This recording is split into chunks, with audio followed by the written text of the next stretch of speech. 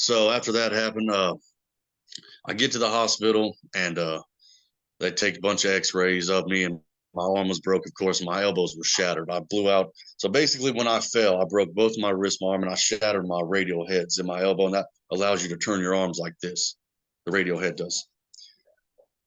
Yeah, that's what allows you, help support 30% of the weight you hold. The radial head supports that 30% of it. You met your wife So now before this happened, right?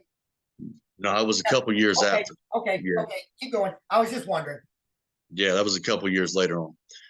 And so I went to the hospital and I called my friend and I was like, I was real calm about the whole situation. I try not to panic.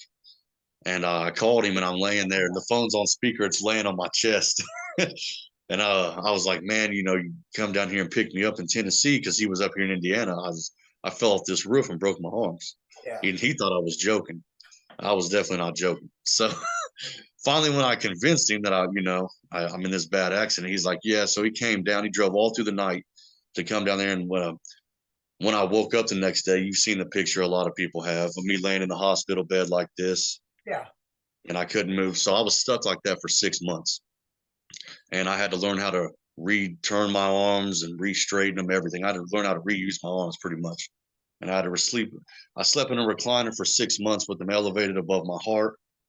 And I went from 210 pounds of muscle. I believe my body fat at the time was 5% when I fell, all the way down to 176 pounds. And I looked like I had never lifted a day in my life.